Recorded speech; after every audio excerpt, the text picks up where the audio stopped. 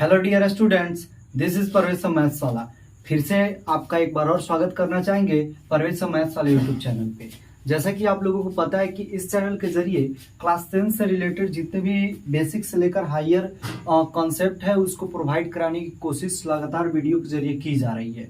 साथ ही साथ मैं आप लोगों को बता दूं कि यही तैयारी, यही कोशिश आप लोगों के लिए फेसबुक पेज पे भी की जा रही है। आप लोग भी वहां पे परवेज मैथ्स वाले को फॉलो कर सकते हैं। साथ ही साथ अगर इस वीडियो को आप फर्स्ट टाइम वॉच कर रहे होंगे तो आप चैनल को सब्सक्राइब कर लीजिए, क्योंकि चैनल को सब्सक्राइब करने से हमारा भी इम्प्रेशन बढ़ता है और साथ ही साथ आप लोगों को जो वीडियोस के नोटिफिकेशन है वो भी आपको लगातार समय पे प्राप्त हो सकता है। तो इसीलिए चैनल को सब्सक्राइब करके बेल आइकन को प्रेस कर दें।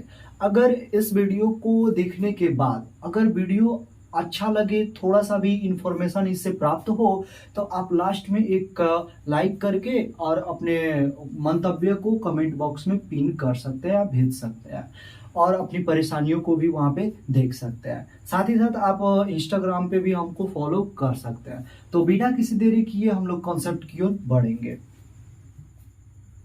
जैसा कि आप पिछले वीडियो में 4.3 से रिलेटेड कुछ क्वेश्चंस के बारे में देखे लो।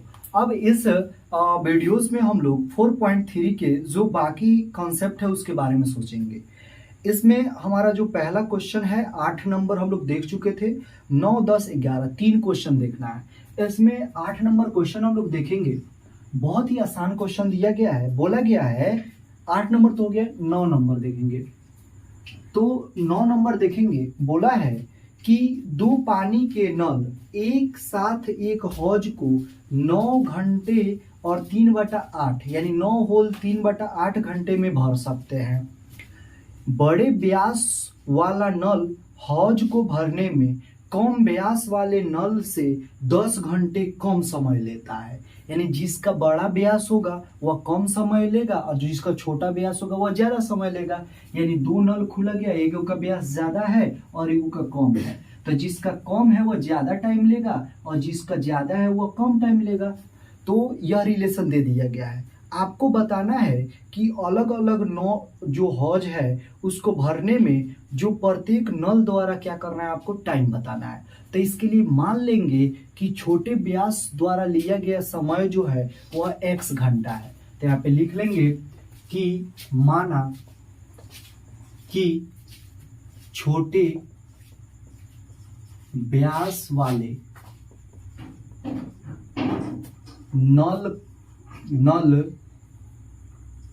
द्वारा लिया गया जो समय है वह क्या हो जाएगा, x घंटा, x आवर लिख लेंगे। तो इसलिए बड़े व्यास वाला जो नल होगा वह उसके द्वारा लिया गया समय क्या हो जाएगा, तो वह बोला है छोटे वाले नल से कितना घंटा कम लेता है, 10 घंटा। यानी इसका क्या हो जाएगा, x माइनस 10 और ये क्या हो जाएगा, घंटा। इतना घंटा का वह टाइम लेगा।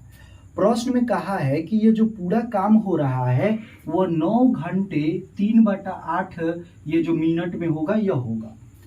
तो आपको क्या करना है, यह बताना है कि छोटे व्यास वाला नल कितना घंटा में भर रहा है और बड़े वाला जो व्यास है वो कितना घंटा में भर रहा है। तो इसके लिए जब भी यह क्वेश्चन ऐसा आए तो आप लोगों के लिए 1 घंटा का वर्क निकाला जाता है। यानी जो काम होता है वो कितने घंटा के लिए निकालेंगे, 1 घंटा के लिए निकालेंगे। तो इसके लिए करना क्या पड़ेगा, पहले देखेंगे कि काम को करने में लगा समय। तो यहाँ पे लिखेंगे कि काम को करने में लगा कुल समय बराबर 9 होल 3/8 घंटा। तो यानी कहने का मतलब क्या हो जाएगा, 9 8 72 3 75/8 घंटा हुआ। यानी 75/8 घंटा में यह क्या हो रहा है, काम पूरा हो रहा है। तो 1 घंटा में कितना काम पूरा होगा, तो 1 घंटा में 8/75 काम पूरा होगा। जैसे यहाँ पे 1 घंटा में वह कितना काम पूरा हो रहा है, तो 8/75 यानी इसके उल्टा। तो अगर यह 75/8 घंटा में देखा जाए, 75/8 घंटा में, तो यह क्या हो जाएगा, 1 गुने 75/8 8 और 1 घंटे में काम कितना हो रहा है हम लोग मान लिए हैं 8/75, तो यानी 8/75 और गुने 75/8, 8 से 8 कैंसिल, 75 से 75 कैंसिल, यानी जब यह क्या होता है 1 आ जाता है इसका काम होता है पूरा हो जाना। यानी अब यह पूरा काम को करने में कितना घंटा लग रहा है 75/8, तो 1 घंटा में पता करेंगे कि काम कितना हो रहा है। तो यहाँ पे लिखेंगे कि अब 1 घंटा में किया गया जो काम होगा वह क्या होगा, टोटल जितना टाइम लग रहा है उसका उल्टा हो जाएगा, यानी ये क्या हो जाएगा 8/75, यानी 1 घंटा अगर नल चलता है तो वह कितना काम हो रहा है, तो 8/75 काम हो रहा है। तो 1 घंटा वह जो काम हो रहा है वह किसके किसके द्वारा हो रहा है, तो यह छोटे व्यास वाले द्वारा और बड़े व्यास द्वारा हो रहा है। तो यहाँ पर देखें तो छोटे व्यास वाला नल जो होगा उसमें जोड़ देंगे किसके, बड़े व्यास वाला नल को, तो यह जो काम करेगा वह कितना करेगा 8/75 करेगा। तो यहाँ पर देखा जाए तो यह जो काम को करने में पूरा समय कितना ले रहा है, x ले रहा है, तो 1 घंटे में वह कितना काम करेगा 1/x काम करेगा, यानी 1 घंटा में वह 1/x काम करेगा छोटे व्यास वाला नल, और वहीं बड़े व्यास वाला नल क्या करेगा 1/x-10 काम करेगा 8/75। यानी अगर कहता है कि कोई भी आदमी काम को x घंटा में कर रहा है तो 1 घंटा में वो कितना काम करेगा 1/x घंटा। तो यहाँ पे अगर इन दोनों का लसा ले तो क्या होगा, तो x × x-10, तो यहाँ पर x से x कैंसिल होगा तो यह क्या हो जाएगा x-10 और प्लस x-10 से इसमें भाग लगाएंगे तो x बचेगा और x से 1 में गुना करेंगे तो क्या हो जाएगा x, और यहाँ पे बराबर 8 क्या हो जाएगा 75। जब इन दोनों को गुना करेंगे ऊपर ऊपर जोड़ेंगे तो यह क्या हो जाएगा 2x-10 और बट्टा में क्या हो जाएगा x² और माइनस में 10x बराबर में हो जाएगा 8/75। अब देखें इसको क्रॉस मल्टीप्लाई कर देंगे तो ये क्रॉस मल्टीप्लाई होगा तो 75 से गुना होगा किसमें, तो 2x-10 और बराबर 8 से गुना होगा x² माइनस में 10x। तो यहाँ पे क्या हो जाएगा 75 दूनी 150 यानी 150x-750 और बराबर हो जाएगा 8x² और माइनस में 8 × 80x। अब यहाँ पर देखें कि x² वाला टर्म और x वाला टर्म जो दाएं तरफ है उसको बाएं तरफ लेके आ जाएंगे, तो इसको लेकर आएंगे तो फिलहाल इसको इरेज कर देंगे। यहाँ पर अब 8x² को इधर लेकर आएंगे तो क्या हो जाएगा माइनस में 8x², x वाला टर्म यहाँ पे क्या है प्लस में 150x और यहाँ पे माइनस इधर से आएगा तो क्या होगा प्लस में 80x और माइनस 750 बराबर में हो जाएगा x, यहाँ पे क्या हो जाएगा 0 हो जाएगा। अब देखें तो यहाँ पर क्या बचेगा, तो यहाँ पे लिखेंगे तो यहाँ पे माइनस में 8x² साथ ही साथ यह क्या हो जाएगा 150 और 80 को जोड़ेंगे तो 15 8 कितना हो जाएगा 23 यानी 230, यहाँ पे क्या हो जाएगा प्लस में 230x और यहाँ पे माइनस में क्या हो जाएगा 750, माइनस में 750 बराबर में 0। यहाँ पर a बराबर हो जाएगा -8, b बराबर हो जाएगा 230 और c बराबर हो जाएगा माइनस में 750। अब यहाँ पे d का वैल्यू निकालेंगे तो d बराबर क्या हो जाएगा b² माइनस में 4ac, b का वैल्यू कितना दिया है 230 का होल स्क्वायर माइनस 4 गुने a का वैल्यू कितना दिया -8 और b का वैल्यू कितना दिया है माइनस में 750। अब यहाँ पर देखेंगे तो 23 का स्क्वायर कितना हो जाएगा, तो यहाँ पे लिख लेंगे 23 गुने में 23, 3 × 9, 3 दूनी 6, 3 दूनी 6 और 3 दूनी 4, यानी यहाँ पे 9 6 दूनी 12 और 529, यहाँ पे क्या हो जाएगा 529 पे डबल 0 हो जाएगा। इसके अलावा अगर देखें तो minus minus plus minus minus हो जाएगा, यहाँ पे क्या बचेगा, तो यहाँ पर 8 चौका 32 और 32 से 75 में गुना कर देंगे तो यह क्या हो जाएगा 5 दूनी 10, 75 दूनी 150 और यहाँ पे 5 × 15 हासिल 1 7 कैसे 22, यहाँ पे 0 10 का 0 हासिल 1 2 1 3 1 4 और यहाँ पे 2, यानी यह क्या बचेगा 2400 और एक 0 यहाँ पे है तो 0 हो जाएगा। अब इसको घटाएंगे तो क्या बचेगा 00 से 00 यहाँ पे 9 में से 0 गया तो 9, और यहाँ पे 2 में से 4 नहीं जाएगा तो 12 में से 4 गया तो क्या बचेगा 8, और यहाँ पे क्या बचा 4 में से 2 गया तो 2, यानी 279 होगा। अब देखें तो द्विघाती सूत्र अप्लाई करेंगे, लिखेंगे सूत्र से। तो सूत्र में क्या दिया गया है, x बराबर -b plus minus root under d, और y में क्या हो जाएगा 2a। अब यहाँ पे पुट करेंगे तो -b, तो b का वैल्यू कितना दिया है यहाँ पे 230, तो माइनस में 230 plus minus root under d का वैल्यू कितना दिया है तो 289 पर 00, तो 289 पर 00 और बटा 2a, a का वैल्यू कितना दिया है यहाँ पे माइनस में 8, तो -8 लिख देंगे। अब यहाँ पे देखेंगे x बराबर क्या होगा, तो माइनस में 230 और प्लस माइनस, यह जो 289 है 17 का होता है, और 2 0 है तो 1 0 बाहर आ जाएगा, यानी यहाँ पे क्या आएगा 170, और बट्टा में क्या हो जाएगा यहाँ पे माइनस में, यहाँ पे 8 दूनी 16। अब यहाँ पे प्लस के साथ और माइनस के साथ कंपेयर करेंगे तो हो जाएगा माइनस में 230 प्लस में 170 और बट्टा में माइनस में 16। यहाँ पे अगर देखें तो प्लस माइनस क्या जाएगा घटेगा, तो 0 से 0 गया तो क्या बचेगा 0, यहाँ पे 13 में से 7 गया तो 6, और यहाँ पे 1 में से 1 गया तो कट गया, और माइनस में क्या हो जाएगा माइनस में 16, माइनस से माइनस कैंसिल, यहाँ पे 4 चौका 16, और यहाँ पे क्या हो जाएगा 4 से 15 चौका 60, तो यहाँ पे क्या बचेगा 15/4। यहाँ पे देखेंगे तो यह क्या हो रहा है, x बराबर माइनस में 230 और माइनस में 170 और बट्टा में क्या हो जाएगा माइनस में 16। यहाँ पर देखें तो यह 0 0 क्या हो जाएगा जुट जाएगा, 7 3 10 का 0 हासिल 1, 2 1 3 1 4, और माइनस में हो जाएगा माइनस में यह 16। अब देखेंगे तो माइनस से माइनस ये क्या हो जा रहा है कट जा रहा है, 4 से काटेंगे तो 4 चौका 16, और ये क्या हो जाएगा 4 दहा के 100, और ये क्या हो जाएगा 25 चौका 100। अब देखें यहाँ पे फ्रैक्शन में आंसर आ रहा है और यहाँ पे एग्जैक्ट 25 आ रहा है, इसका मतलब यह 25 जो है वो क्या है सही हो जाएगा। तो इसलिए जो छोटे ब्याज द्वारा लिया गया समय है वह x बराबर कितना हो रहा है, तो x बराबर यहाँ पे कितना आया है 25, इसको अमान्य लिख देंगे, और यहाँ पे 25 यानी क्या हो जाएगा 25 घंटा, और यहाँ पे जो छोटे नल द्वारा कितना है तो 25 माइनस 10 हो जाएगा, 25 माइनस 10 यानी कितना हो रहा है यह तो 15 घंटा, यानी एक 25 घंटा टाइम ले रहा है और एक कितना ले रहा है 15 घंटा टाइम ले रहा है, और दोनों को अगर साथ में चलाते हैं तो वह कितना टाइम लेगा तो 9 होल 3 में 8 घंटा टाइम लेगा, और यही आपका क्या होगा आंसर होगा, आप इसका स्क्रीनशॉट ले सकते हैं।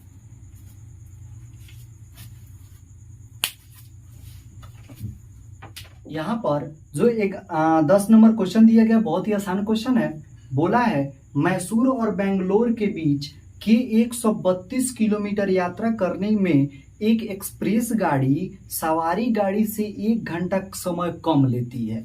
यानी यहाँ पे मान के चलिए यह बेंगलोर है और यहाँ पे क्या है तो मैसूर है, यानी बेंगलोर से मैसूर या मैसूर से बेंगलोर की तरफ यह जाने में कितना दूरी है तो 132 किलोमीटर है, यानी दूरी बराबर कितना दे रहा है तो 132 किलोमीटर। आगे क्या बोला है कि जो एक्सप्रेस गाड़ी है वह सवारी गाड़ी से 1 घंटा कम समय लेती है, लेकिन आगे क्या बोला है जहां पे मध्य के स्टेशनों पर ठहरने का कोई समय ध्यान में नहीं दिया जा रहा है। यदि एक्सप्रेस रेलगाड़ी की औसत चाल सवारी गाड़ी की चाल से 11 किलोमीटर प्रति घंटा अधिक हो तो दोनों गाड़ियों का औसत चाल ज्ञात करना है। यानी यहाँ पर देखें कि यहाँ पे मान लेंगे कि माना कि सवारी गाड़ी से कितना ज्यादा है उसका चाल तो 11 किलोमीटर पर आवर क्या है ज्यादा है। इसका मतलब क्या हुआ एक्सप्रेस गाड़ी का अगर जो चाल होगा, अगर मान ले कि सवारी गाड़ी का चाल है x किलोमीटर पर आवर तो एक्सप्रेस का कितना हो जाएगा x plus 11 kilometre per hour हो जाएगा। तो यहाँ पे मान लेंगे कि माना कि सवारी गाड़ी की औसत चाल बराबर x किलोमीटर पर आवर।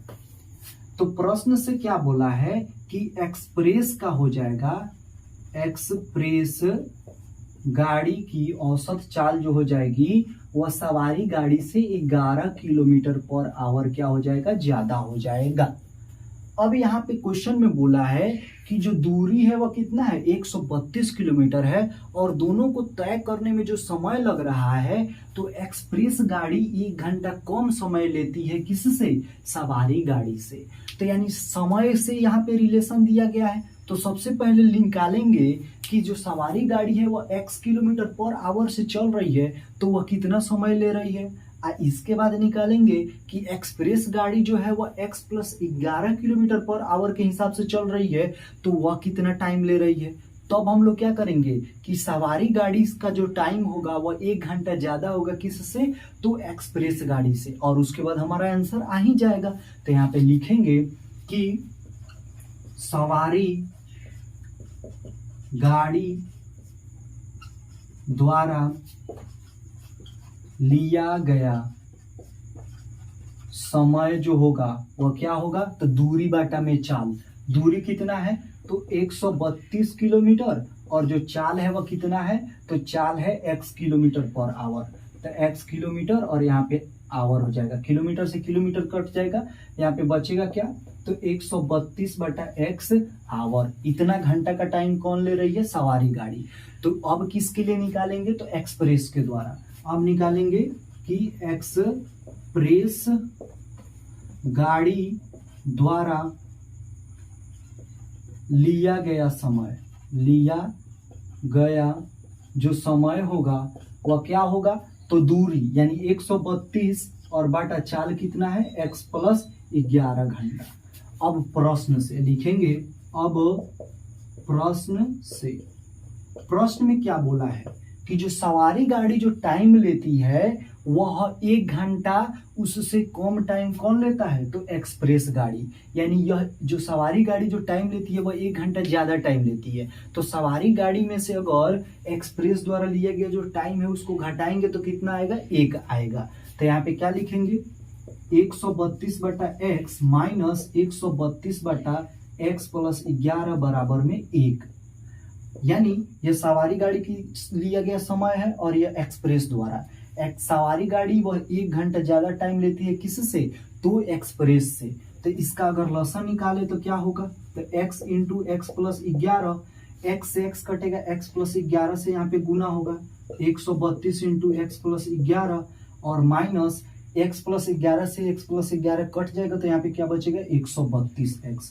तो 132x बराबर में 1, क्रॉस मल्टीप्लाई कर देंगे, ब्रैकेट खोलेंगे तो यहाँ पे हो जाएगा 132x प्लस में 11 से गुना करेंगे 132 में, तो 11 दूना 22 के 2 हासिल में 2, 11 33, 2 35 का 5 हासिल 3, 11 कम 11 और 3 कितना हो जाएगा, 14। और यहाँ पे माइनस में क्या हो जाएगा, 132x बराबर, यह x से x में गुना होगा तो x स्क्वायर प्लस में 11x। 132x से 132x कट जाएगा, यहाँ पे क्या बचेगा, 1452 और बराबर एक्स स्क्वायर प्लस में 11x। 1452 को उधर ले ले, चाहे इसको इधर भेजेंगे तो क्या हो जाएगा, एक्स स्क्वायर प्लस में 11x माइनस में 1452 बराबर में 0। अब द्विघात सूत्र अप्लाई करना है तो d का वैल्यू निकालेंगे।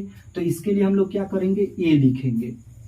तो a बराबर कितना दिया है, 1, a का वैल्यू कितना है 1, और b का वैल्यू कितना दिया गया है, तो यहाँ पे 11x है, इसका मतलब क्या हो जाएगा 11, और c का वैल्यू कितना है माइनस में 1452। तो यहाँ पे d का जो वैल्यू होगा वह क्या होगा, b स्क्वायर माइनस में 4ac। b का वैल्यू कितना दिया है, 11 का स्क्वायर माइनस 4 गुने a का वैल्यू कितना दिया है 1 गुने c का वैल्यू कितना दिया है माइनस में 1452। यहाँ पे देखेंगे 11 का स्क्वायर क्या हो जाएगा 121, माइनस माइनस क्या हो जाएगा प्लस, 4 एकम 4 और 4 से गुना होगा तो 4 दूनी 8, और यहाँ पे क्या हो जाएगा 4 पच्चे 20 हासिल 2 और 14 चौका 56 57 या 58 हो जाएगा। यहाँ पे देखो 8 1 9, 2 में 0 जोड़ेंगे तो 2, और यहाँ पे क्या हो जाएगा 8 1 9 और 5 यानी 59 और 29 हो जाएगा, 5900 तो यह क्या हो रहा है, 77 का वर्गमूल हो रहा है, यानी जब रूट में जाएगा तो इसका वैल्यू कितना हो जाएगा, 77 हो जाएगा। तो यहाँ पे क्या हो जाएगा, आप सूत्र से लिखेंगे, सूत्र से x बराबर क्या हो जाएगा, -b प्लस माइनस रूट में d और बाई में 2a माइनस b, तो b का वैल्यू कितना दिया है 11, तो माइनस में 11 प्लस माइनस रूट में क्या हो जाएगा 59 29 और बट्टा में क्या हो जाएगा 2 गुने a का वैल्यू कितना दिया है 1। यहाँ पे x बराबर क्या हो जाएगा, माइनस में 11 प्लस माइनस इसका बताया है कि कितना होगा 77 और बट्टा 2 है, यानी ये क्या हो जाएगा 2। एक बार x का कंपेयर माइनस के साथ करेंगे और एक बार इसका कंपेयर क्या करेंगे प्लस के साथ, और बट्टा में क्या हो जाएगा 2। यहाँ पर देखें तो यह जो भी आंसर आएगा वह माइनस में आएगा, यानी यह क्या हो जाएगा माइनस में 88 बट्टा में 2। तो कोई भी चाल होता है वह माइनस में नहीं होता है, तो यानी यह x का वैल्यू कितना आएगा, तो 77 में से 11 जाएगा तो कितना बचेगा 66 बट्टा में 2 और यह क्या हो जाएगा 33, यानी x का वैल्यू कितना आया 33। यानी हम लोग यहाँ पे देखें सवारी गाड़ी की औसत चाल x माने हैं, तो यानी कहने का मतलब सवारी गाड़ी की चाल कितना हो जाएगा 33 किलोमीटर पर आवर, और यहाँ पर एक्सप्रेस की कितना माने हैं x प्लस में 11, यानी 33 जोड़े 11, इसका मतलब क्या हो जाएगा 44 किलोमीटर पर आवर के स्पीड से यह क्या होगा चलेगा, और यही आपका क्या होगा आंसर हुआ। तो आप इसका स्क्रीनशॉट ले सकते हैं। यहाँ पे एक्सरसाइज 4.3 का जो सबसे लास्ट क्वेश्चन देखेंगे, बोला है कि दो वर्गों के क्षेत्रफलों का योग 468 मीटर स्क्वायर है, यानी दो वर्ग है। वर्ग कहने का मतलब क्या हुआ, यहाँ पे चारों भुजाएं बराबर, तो मान के चलिए एक जो वर्ग है वह उसकी जो भुजा है वह क्या है x मीटर है, और दूसरी वर्ग है वह छोटी वर्ग होगी, इसकी भुजा क्या होगी y मीटर होगी। और यह बोला है कि दोनों के जो क्षेत्रफल है यानी बीच वाला जो एरिया, इन दोनों को जब जोड़ रहे हैं तो 468 मीटर स्क्वायर प्राप्त हो रहा है। साथ ही साथ यह बोला है कि उनके परिमापों का अंतर 24 मीटर है, यानी इसका परिमाप कुछ होगा और इसका परिमाप कुछ होगा, और दोनों को जब घटाएंगे तो 24 मीटर आएगा। तब आपको क्या करना है, ये वर्गों के भुजा ज्ञात करनी है। तो इसके लिए हम लोग क्या करेंगे, तो इसके लिए आपको सबसे पहले जो वर्ग दिए गए हैं, यह पहला वर्ग जो दिया रहेगा इसका जो भुजा होगा y मान x मानेंगे, और दूसरा का भुजा हम क्या मानेंगे y मानेंगे। क्यों मानेंगे, क्योंकि यहाँ पे कोई रिलेशन एग्जैक्ट रिलेशन जो है वह साइड से नहीं दिया है। यहाँ पे इसके जो परिमाप है, यानी यह जो चारों तरफ का जो चारों भुजाओं का योग है उसके बीच में रिलेशन दिया गया है। तो इसके लिए आपको करनी क्या पड़ेगी, तो इसके लिए आपको सबसे पहले भुजा को मानना पड़ेगा कि इसके भुजा क्या है। तो लिखेंगे कि माना कि बड़े वर्ग की जो भुजा होगी a बराबर, भुजा जो होगी वह क्या होगी x मीटर मान लेंगे, यानी बड़ी वर्ग जो है उसकी भुजा कितनी हो गई x मीटर, तो छोटे भुजा की क्या होगी, छोटे वर्ग की जो भुजा होगी वह क्या होगी y मीटर होगी।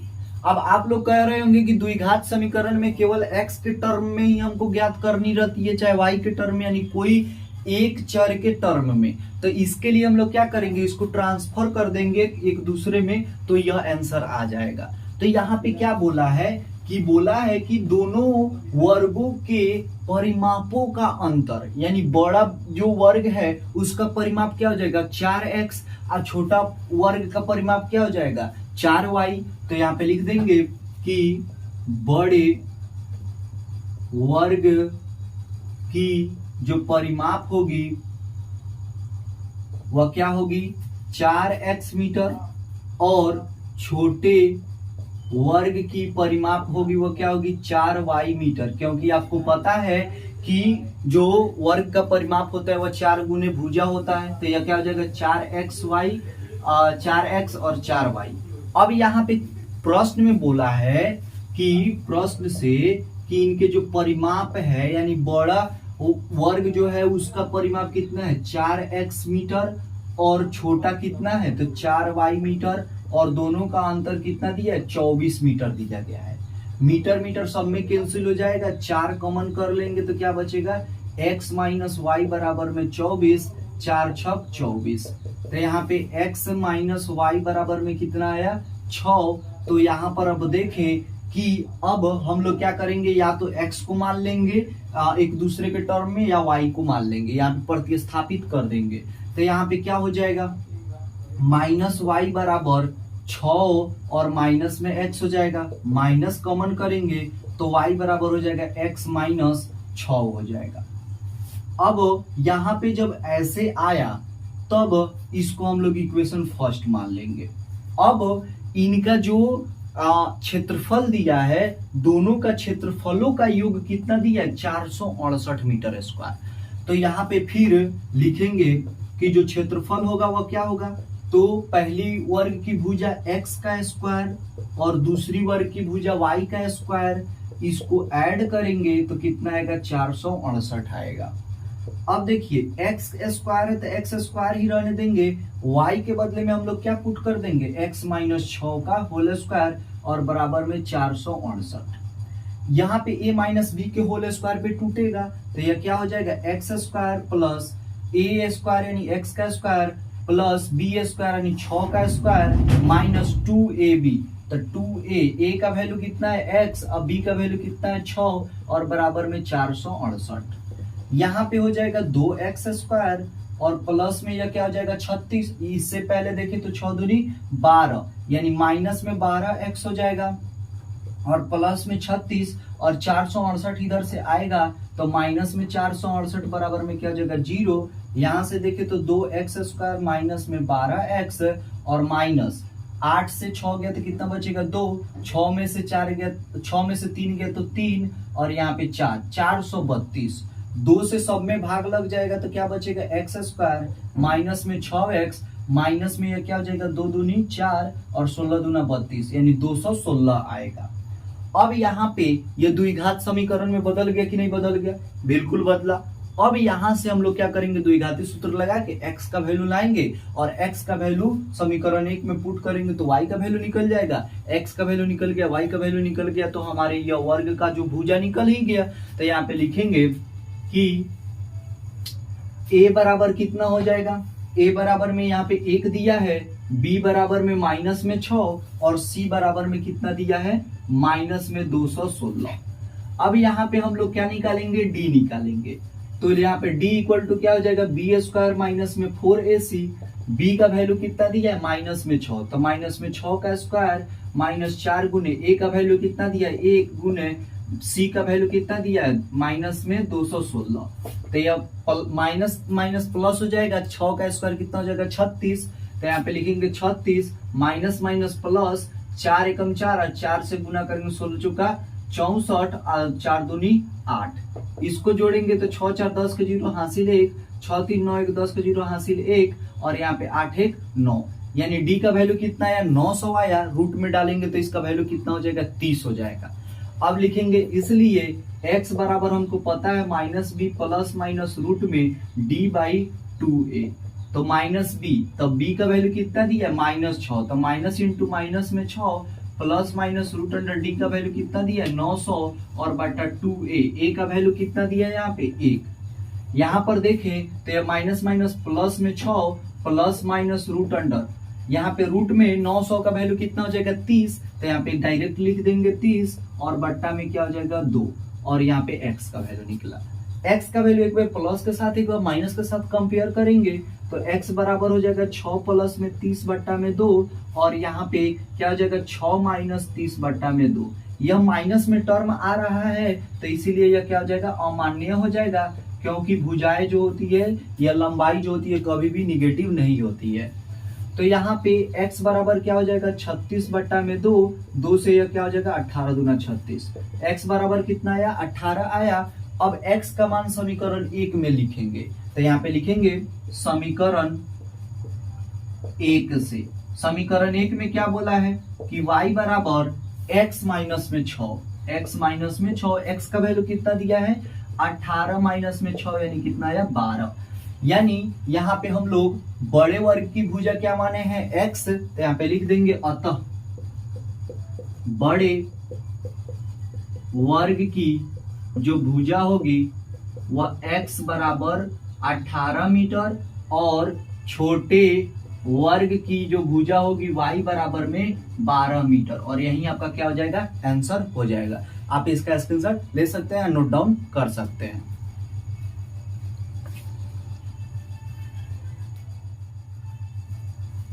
इस तरह करके हम लोग प्रश्नावली 4.3 के बारे में देखें। यहाँ पे जो लगातार 3 क्वेश्चन आप लोग डिस्कस किए। नेक्स्ट वीडियो में हमारा टारगेट रहेगा कि 4.4 के बारे में हम लोग डिस्कस करें और साथ ही साथ आप लोगों को और एक्स्ट्रा नॉलेज प्रोवाइड कराने की कोशिश की जाए। तो फिलहाल वीडियो को वॉच करते रहें, साथ ही साथ अगर चैनल पे नए हो तो चैनल को सब्सक्राइब करके बेल आइकन को प्रेस कर सकते हैं। मिलते हैं नेक्स्ट वीडियो में। फिलहाल के लिए आपका बहुत बहुत धन्यवाद।